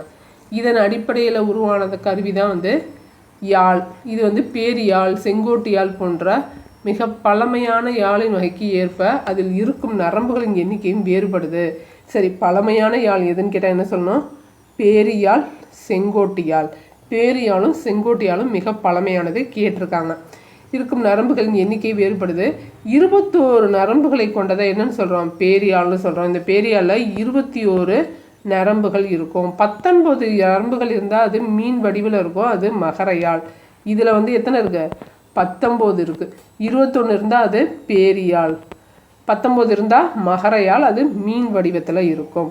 14 நரம்புகளை கொண்டது சகோடையாழ், 14 இருந்தால் அது சகோடையாழ். யாழின் வடிவமே மெல்ல மெல்ல மாற்றமடைந்து பிற்காலத்தில் என்னையா மாறி இருக்கு, வீணையாக உருமாறி இருக்கு. கடைசியில் என்ன, இன்னும் நல்லா படிச்சுக்கோங்க, யாழோட வடிவமே மாறி என்னவாயிருக்கு, வீணையாக மாறி உள்ளது. வீணை வந்து எதுலேருந்து வந்தது, யாழ்லேருந்து வந்தது. 2 இருக்குது, பழமையானது 2 இருக்குது. என்னென்ன, பேரியாழ், செங்கோட்டு யாழ். பேரியாழில் எத்தனை நரம்பு இருக்கும், 21 இருக்கும். 19 இருந்தால் அது மீன் வடிவத்தில் இருக்கும், மகரையாழ். மீன் வடிவத்தில் இருக்கும் மகரையாழ். 14 நரம்புகள் இருந்தால் அது என்னன்னு சொல்கிறோம், சகோடையாழ்னு சொல்கிறோம். யாழோட தான் மாற்றம் அடைஞ்சு இப்போ என்னையா மாறி இருக்குது, வீணையாக மாறி இருக்குது. யாழ் தான் வீணையாக மாறி இருக்குது. நம்ம வீணையை பார்த்துடலாம். வீணைங்கிறது ஒரு நரம்பு கருவி, யாழுங்கிறதும் ஒரு நரம்பு கருவி. யாழ் போன்ற அமைப்புடைய நரம்பு கருவி வீணை. இது 7 நரம்புகளை கொண்டது. யாழில் எத்தனை நரம்பு இருக்குது, 7 இருக்குது. புல்லாங்குழலில் எத்தனை ஓட்டை இருக்குது, 7 இருக்குது. அது எத்தனை விரல் அளவுக்கு இருக்கும், 20 விரல் அளவுக்கு இருக்கும். விரல் நரம்புகளை அமுக்கியும் தேய்த்தும் வலக்கை சுண்டு விரலால் கம்பிகளை மீட்டியும் இசைப்பாங்க. இதுவும் வந்து 2 கையுமே பயன்படுத்துவாங்க. இவ்வாறு நரம்புகள் மூலம் எழுப்பப்படும் இசையை அதன் குடம், தண்டு முதலிய பாகங்கள் பெருக்கி அனுப்புகின்றன. பரிவாதினி என்னும் வீணை பல்லவ மன்னன் மகேந்திரவர்மன் காலத்தில் வழக்கத்தில் இருந்தது. பரிவாதினிங்கிற வீணை எப்போ வழக்கத்தில் இருந்ததா, மகேந்திரவர்மன் வாசிச்சிருக்காரு பரிவாதினி அப்படிங்கிற வீணையோட முடியுது. அடுத்து தொகை நிலைத்தொடர், தொகா நிலைத்தொடர். இயல் 5ல் இருக்கிற இலக்கணம். தொகை நிலைத்தொடர் 6, தொகா நிலைத்தொடர் 9. அப்படியே ரிவர்ஸில் வரும், பார்த்துக்கோங்க, அதை வச்சு ஞாபகம் வச்சுக்கோங்க. தொகை 6, தொகா 9.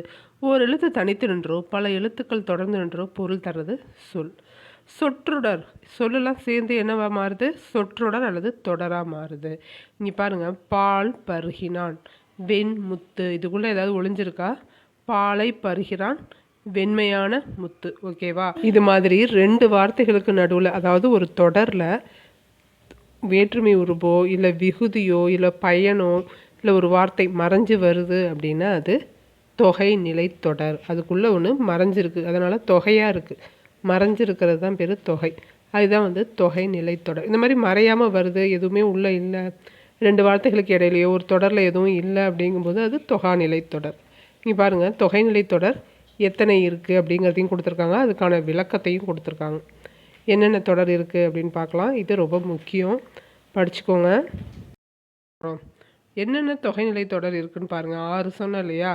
1 வேற்றுமை, 2 வினைத்தொகை, 3 பண்புத்தொகை, 4 உவமைத்தொகை, 5 உம்மைத்தொகை, 6 அன்மொழித்தொகை. இதெல்லாம் என்னென்ன அப்படின்னு பார்க்க போகிறோம். பாருங்கள், திருக்குறளை படித்தான், இது வேற்றுமை தொகை. இத்தொடரில் திருக்குறளை படித்தான் என விரிகிறது. திருக்குறள் படித்தான் அப்படிங்கிறத திருக்குறளை படித்தான் நம்ம மாற்ற முடியும் இல்லையா, அப்போது அது உள்ள ஒரு வேற்றுமை உருபு இருக்குது. வேற்றுமை உருபு இருந்தால் மட்டும்தான் அதை வேற்றுமை தொகைன்னு சொல்லணும். பாருங்கள், இதில் 2ஆம் வேற்றுமை வந்திருக்கு இல்லையா. இச்சொற்களுக்கு இடையில் வேற்றுமை உருவு மறைந்து வரும் பொருள் தந்தால் இதை வேற்றுமைன்னு சொல்கிறோம். என்னென்னு பாருங்கள். 2 நான் சொன்னேன் இல்லையா, ஐ, ஆள், கூ, இன், அது, கண். இப்படி தான் ஞாபகம் வச்சுக்கணும். 2, 3 இந்த விரலை தொட்டே அதை சொல்லி காட்டுங்க. ஐ, ஆள், கூ, இன், அது, கண். இப்படி ஃபஸ்ட்டு மெமரி பண்ணிவிட்டு அதுக்கப்புறம் வேற்றுமை என்னென்ன அப்படிங்கிறத நீங்கள் படிச்சிங்க அப்படின்னா இன்னும் ஈஸியாகவே ஞாபகம் வச்சுக்க முடியும். இதான் வந்து ஸ்டார்டிங். வேற்றுமை உருவம் ஞாபகம் வச்சுக்கிறதுக்கு விரலில் 2வது விரலை தொட்டு ஐ, 3வது விரலை தொட்டு ஆள், கு, இன், அது, கண் அப்படின்னு வரணும். 7 வரும்போது கண் அப்படின்னு வரும். அந்த மாதிரி வச்சுக்கிட்டிங்கன்னா நீங்கள் மற்றதை படிக்கும்போது இதோட ஜாயின் பண்ணி படிச்சுட்டே போகலாம். திருவாசகத்தை படித்தான், தலையால் வணங்கு, சிதம்பரத்துக்கு சென்றான், மலையின் கண் வீழ் அருவி, கம்பரது பாடல், மலையின் கண் குகை. அதோட வேற்றுமை தொகை முடிஞ்சிருச்சு. அடுத்து உருபும் பயனும் உடன் தொக்க தொகைன்னு ஒன்று இருக்குது. எப்படின்னு பாருங்கள். வேற்றுமையிலே இது வேற்றுமைக்குள்ளே இருக்குது. உருபும் வரும், அதோட ஒரு பயனும் வரும். அதுதான் உருபும் பயனும் உடன் தொகை தொகை. பாருங்கள், பணப்பை. இந்த பணத்தை கொண்டு பை என விரிந்து பொருள் தருகிறது. இது என்னன்னு சொல்கிறாங்க? பணப்பைங்கிறது பணத்தை கொண்ட பைன்னு விரியுது இல்லையா? பணம் பை என்னும் இரு சொற்களுக்கு இடையில் ஐ என்னும் வேற்றுமை உருபும் கொண்ட என்னும் சொல்லும் வந்திருக்கு. வேற்றுமை உருபும் சொல்லும் வந்ததுன்னா அதை என்னன்னு சொல்கிறோம்? உருபும் பயனும் உடன் தொக்க தொகைன்னு சொல்கிறோம். அடுத்து 2ஆம் வேற்றுமை உருபும் பயனும் உடன் தொக்க தொகை. பாலை கொண்ட குடம். 3ஆம் வேற்றுமை பொன்னால் ஆகிய சிலை. ஆள் வந்திருக்கு இல்லையா? அப்போது 3ஆம் வேற்றுமை உருபும் பயனும் உடன் தொக்க தொகை. மாட்டு கொட்டகை. மாட்டுக்கு கட்டப்பட்ட கொட்டகை அப்படிங்கிறது 4ஆம் வேற்றுமை உருபும் பயனும் உடன் தொக்க தொகை. வேற்றுமை உருபும் வரும், அதோட ஒரு சொல்லும் சேர்ந்து வரும். அதான் உருபும் பயனும் உடன் தொக்க தொகை. எந்த வேற்றுமை உருபு பக்கத்தில் ஒரு சொல்லு வருதோ அதை சேர்த்துப்பாங்க. இப்போ 2ஆம் உருபோட வந்ததுன்னா அது 2ஆம் வேற்றுமை உருபும் பயனும் உடன் தொக்க தொகைன்னு சொல்லுவாங்க. நீங்கள் இலக்கண குறிப்பு படிக்கும்போது அது உங்களுக்கு தொடர்ந்து தெரிய வரும். அடுத்து வினைத்தொகை. வினைத்தொகைங்கிற கேள்வியை அடிக்கடி கேட்டிருக்காங்க. எப்படி கேட்பாங்க அப்படின்னா, காலம் காட்டும் இடைநிலையும் பெயரச்ச விகுதியும் மறைந்து வரும் பெயரச்சத்தை என்ன என்று அழைப்பர். எப்படி?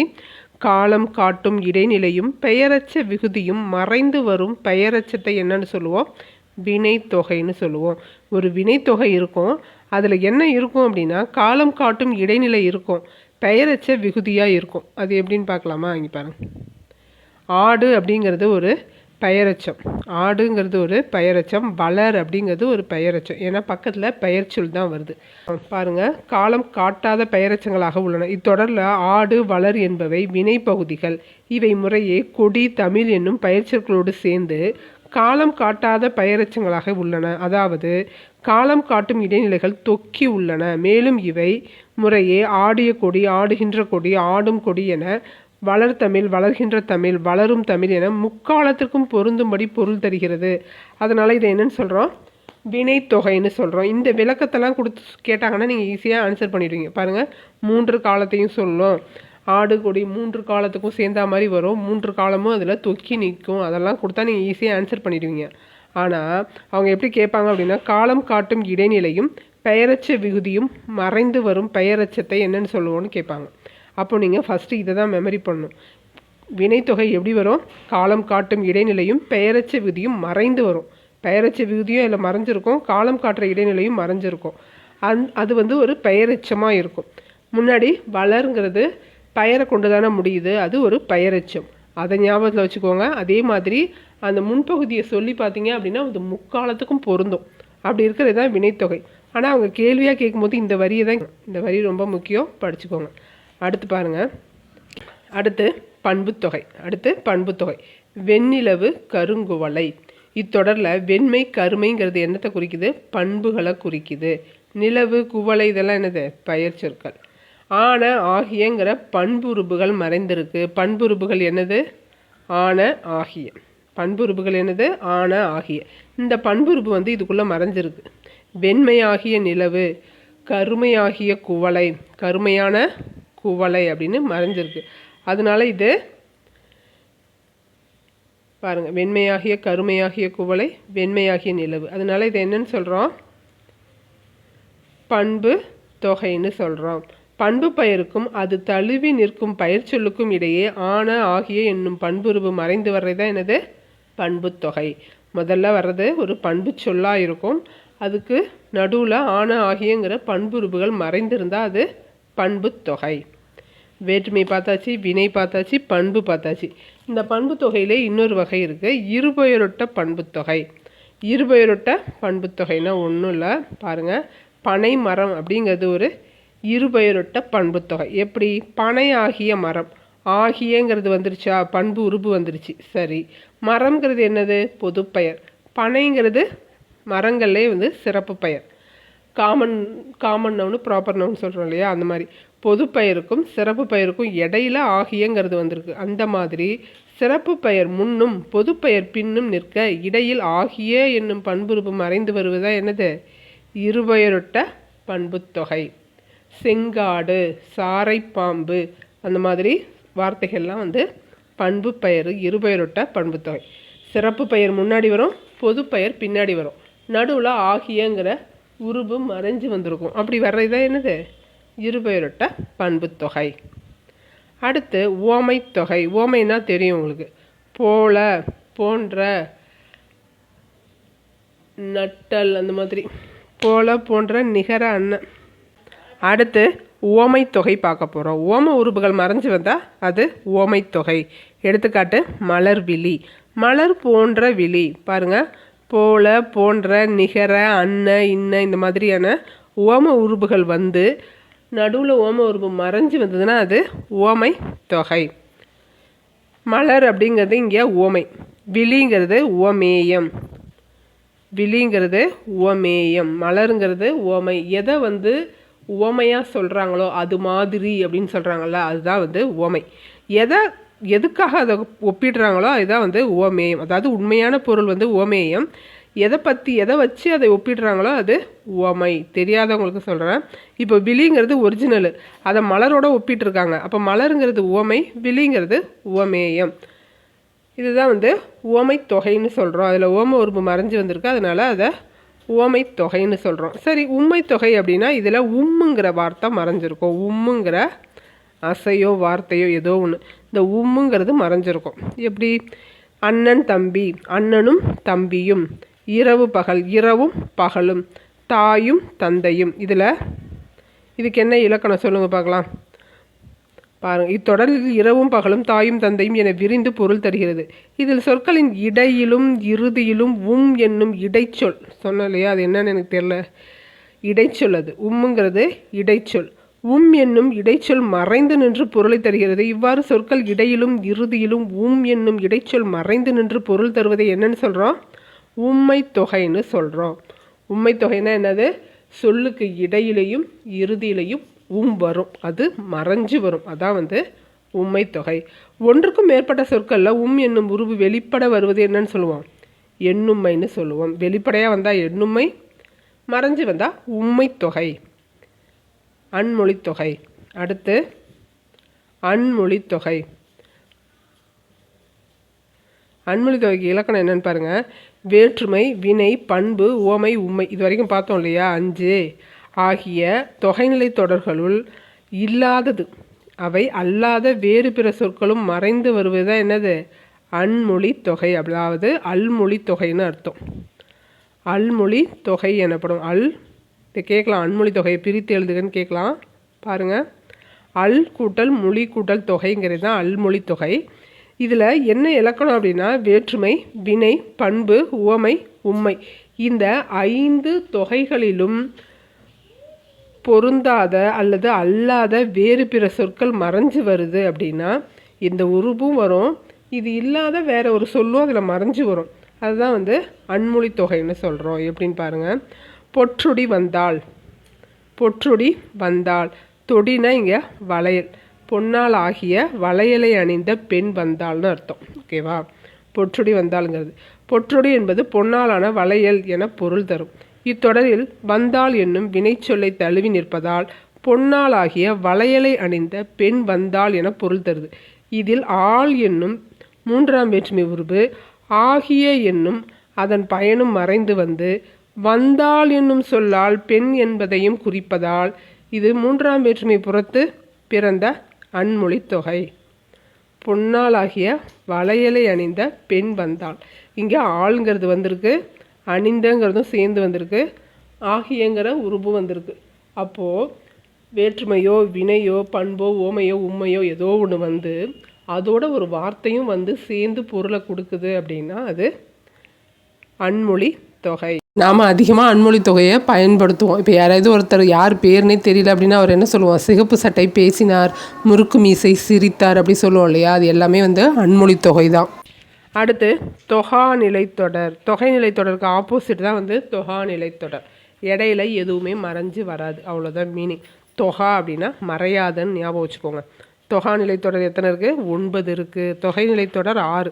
அப்படியே 6 ரிவர்ஸ் பண்ணால் என்னது? 9.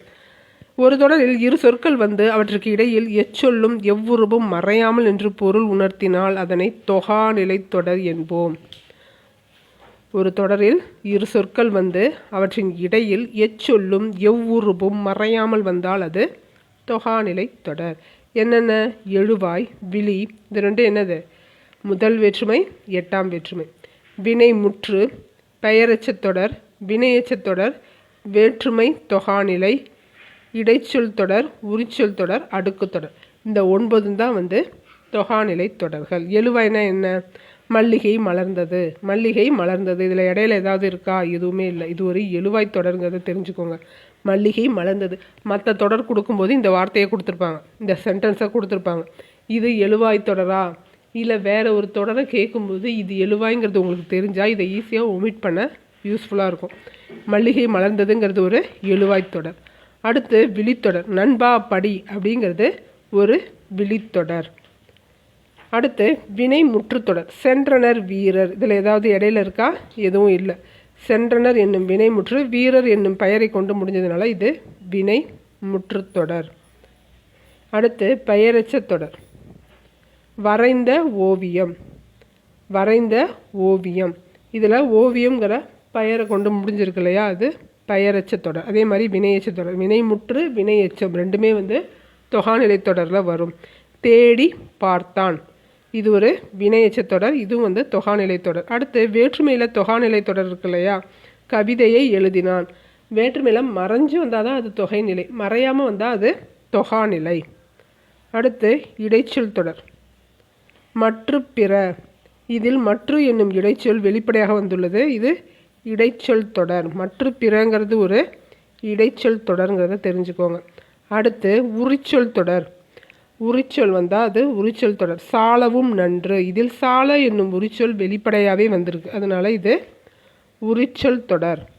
அடுக்கு தொடர்லேயும் வந்து எதுவுமே மறைஞ்சு வராது. நன்று நன்று நன்று, இதில் ஒரு சொல்லே தான் வந்திருக்கு, எதுவும் மறையல. அப்போ இதுவும் வந்து தொகாநிலை தொடரில் சேரும். அடுத்து சொற்களுக்கு இடையே வேற்றுமை உருவு மறைந்து வருவதை என்னன்னு சொல்கிறோம்? வேற்றுமை உருவு வந்தால் அது வேற்றுமை தொகை. செம்மரம்ங்கிறது என்ன தொகை? பாருங்கள், செம்மரம் அப்படிங்கிறது என்ன சொல்? பண்பு தொகை. கண்ணாவா அப்படிங்கிறது விழித்தொடர். பெயரெச்ச தொடர் என்னது? பெயரை கொண்டு முடிகிற எச்சம். எழுதிய பாடல் அப்படிங்கிறது பெயரெச்ச தொடர். வினையெச்ச தொடர் பாடி முடித்தான், முடித்தான்ங்கிறது வினை, அப்போது வினையெச்ச தொடர். வினை முற்றுத்தொடர் என்னன்னா வென்றான் சோழன் அப்படிங்கிறது தான் வந்து வினை முற்றுத்தொடர். எழுவாய் தொடர், எழுவாய் கார்குழலி படித்தாள் அப்படிங்கிறது எழுவாய் தொடர். விழித்தொடர் புலவரை வருகங்கிறது விழித்தொடர். இடி,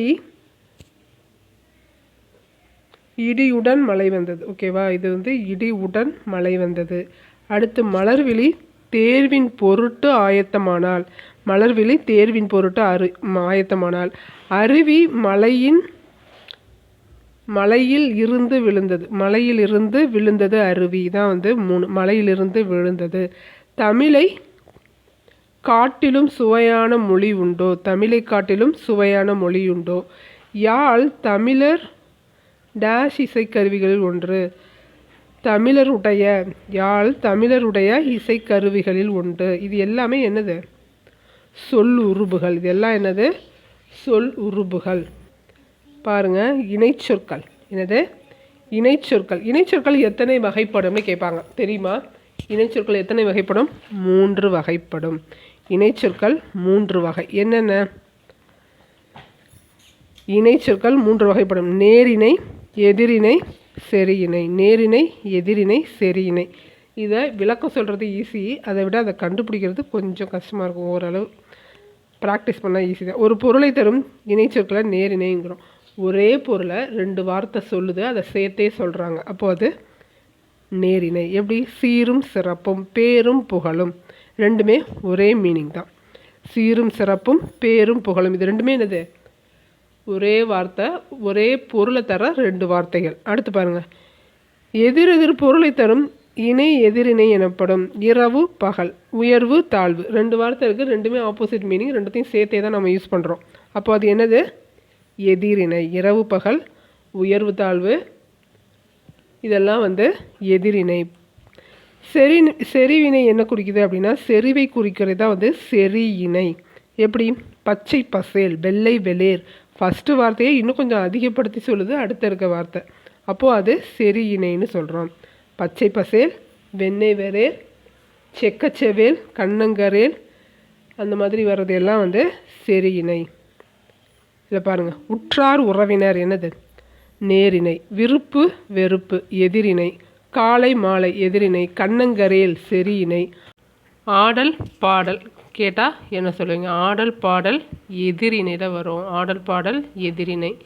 வாடி வதங்கி, ஆடல் பாடல் கேட்டாங்க அப்படின்னா எதிரிணை. வாடி வதங்கிங்கிறது நேரிணை. வாடி வதங்கி நேரிணை. நட்ட நடுவில்ங்கிறதும் நேரிணை தான். மேடு பள்ளம் எதிரிணை. உள்ளும் புறமும் எதிரிணை.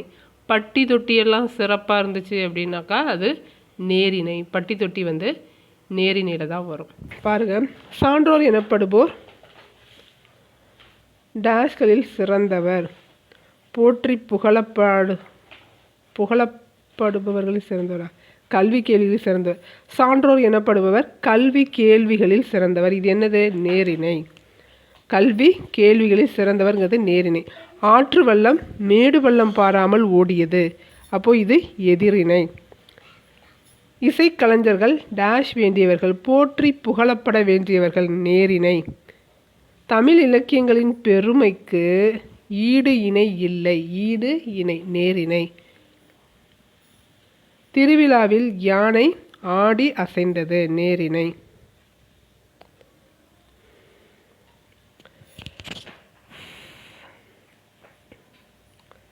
அடுத்து கலைச்சொல் அறிவோம். கலைச்சொல் அறிவோம். கைவினை பொருட்கள் அப்படின்னா கிராஃப்ட். கைவினை பொருட்கள் கிராஃப்ட். ஃப்ளூட் அப்படின்னா புல்லாங்குழல். ட்ரம்னா முரசு. கூடை முனைதல் அப்படின்னா பேஸ்கட்ரி. கூடை முடைதல் அப்படின்னா பேஸ்கட்ரி. நைட்டிங் அப்படின்னா பின்னுதல். ஹார்ன் அப்படின்னா கொம்பு. ஆர்டிசன் அப்படின்னா கைவினைஞர்கள். ஆர்டிசன்னா கைவினைஞர்கள். ரைட்னா சடங்கு. RITE அப்படின்னா ரைட், சடங்கு. அடுத்து வாழ்வியல் இலக்கியம்னு சொல்கிற திருக்குறளை பார்க்க போகிறோம். திருக்குறள் தெரிந்து வினையாடல்ங்கிற திருக்குறள் பார்க்கலாம். முதல் அதிகாரம்.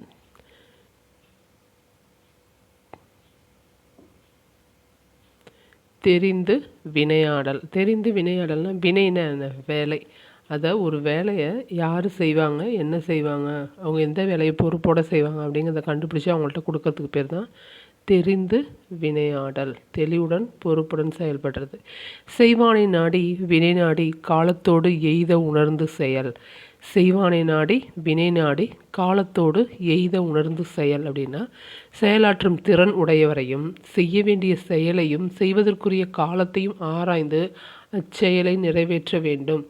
திறன் உடையவரையும் செய்ய வேண்டிய செயலையும் அதற்கான காலம், இது மூணுத்தையும் ஆராய்ஞ்சு தான் ஒரு செயலை நிறைவேற்றணும். அடுத்து ரெண்டாவது, இதனால் இவன் முடிக்கும் என்றாய்ந்து அதனை அவன் கண்விடல். ஒரு செயலை இந்த வகையால் இவர் செய்து முடிப்பார் என ஆராய்ந்து அச்செயலை அவரிடம் ஒப்படைக்க வேண்டும். எந்த செயலை யார் செய்வாங்கங்கிறத கண்டுபிடிச்சி அதுக்கு தகுந்த மாதிரி அந்த செயலை அவங்கள்ட்ட தான் கொடுக்கணும். அது ஒரு மிகப்பெரிய கலை. அவங்களுக்கே தெரியாத ஒரு செயலை அவங்கள செய்யுங்கன்னு சொன்னால் அவங்களால செய்ய முடியாது இல்லையா. எதை யார் பொறுப்போடு செய்வாங்களோ அதை அவங்கள்ட்ட கொடுங்க அப்படின்னு சொல்லியிருக்காரு திருவள்ளுவர். அடுத்து செங்கோன்மை. செங்கோன்மை 55வது அதிகாரம்.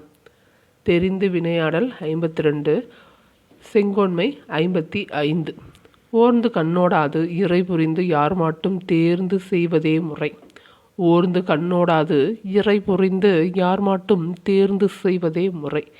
எதையும் நன்கு ஆராய்ந்து ஒரு பக்கம் சாயாது நடுவு நிலையில் நின்று நடத்துவதே சிறந்த ஆட்சியாகும். ஓர்ந்து கண்ணோடாது இறை புரிந்து யார் மாட்டும் தேர்ந்து செய்வதே முறை அப்படின்னா, எதையும் நன்கு ஆராய்ச்சி வைத்து ஒரு பக்க சாய்வு இல்லாமல் நடுநிலையோட நின்று சிறப்பாக ஆட்சி புரிகிறது தான் ஆட்சி. அப்போ செங்கோன்மைனே என்ன?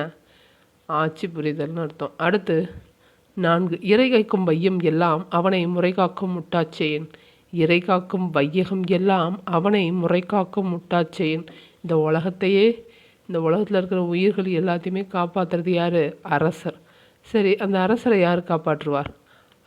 அவரது குற்றமற்ற ஆட்சி காப்பாற்றும். இப்படி தான் கேட்பாங்க. அரசரை யார் காப்பாற்றுவார்? உலக உயிர்களை அரசர் காப்பாற்றுவார். அரசரை யார் காப்பாற்றுவார்னு கேட்பாங்க. அவரது குற்றமற்ற ஆட்சி காப்பாற்றும். வெறு வந்து செய்யாமை அப்படின்னாக்கா அச்சப்படுறத செய்யாமல் இருக்குது. குடியை காக்கிற இறை மாதிரி இருக்கிற அரசர் வந்து பயமுத்துற மாதிரி எதுவும் செஞ்சிடக்கூடாது. அதான் வெறு வந்து செய்யாமை. இது 59வது அதிகாரம். எல்லாமே பொருட்பாலில் வருது. வேறு வந்து செய்யாமை. தக்காங்கு நாடி தலை செல்லா வண்ணத்தால் ஒத்தாங்கு ஒருபது வெந்து.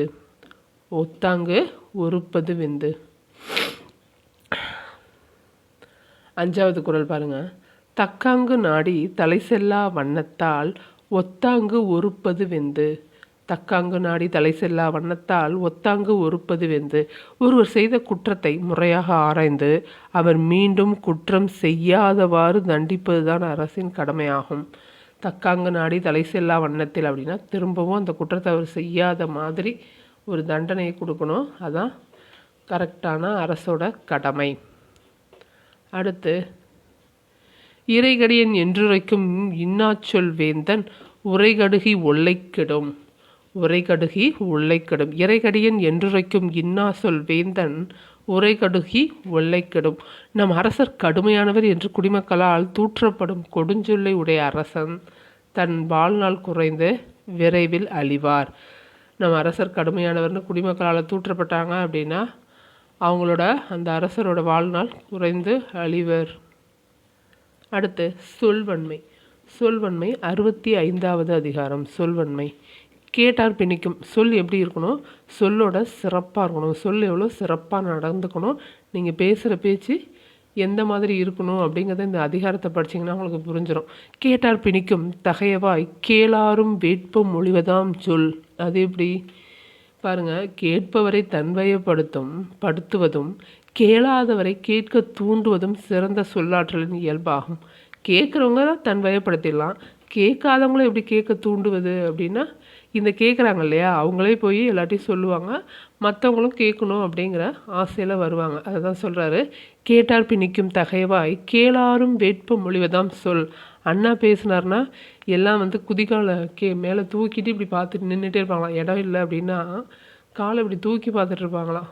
அந்த மாதிரி கேட்பவரை தன்வயப்படுத்துவதும் கேளாதவரை கேட்க தூண்டுவதும் சிறந்த சொல்லாற்றலின் இயல்பாகும். சிறந்த சொல்லாற்றல் உடையவர் அண்ணா. சொல்லுக சொல்லை பெரிதோர் சொல் அச்சொல்லை சொல்லும் சொல் இன்மை அறிந்து.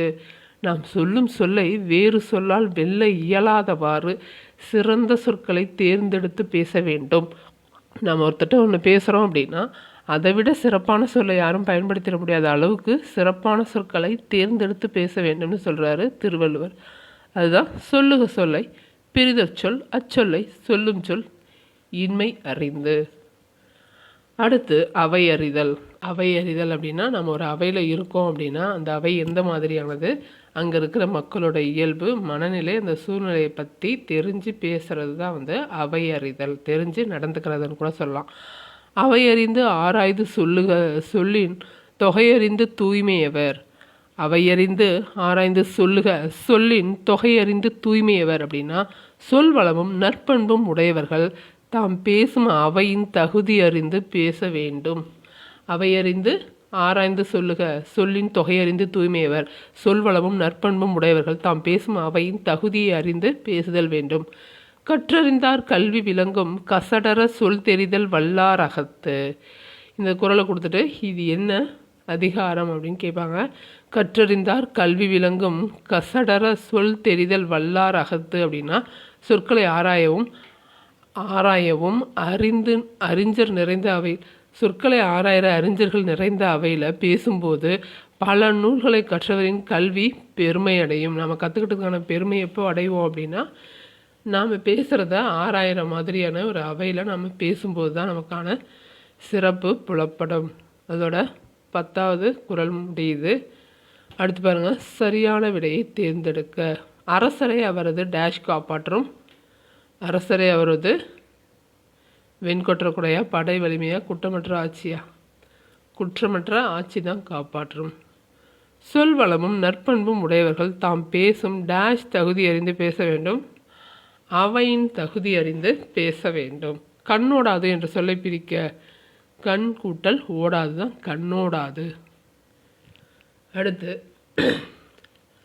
4 பாருங்கள், கசடற என்னும் சொல்லை பிரித்து எழுதுக.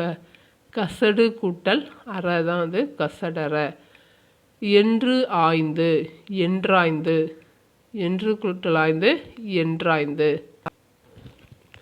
இதோட 5வது இயல் முடியுது.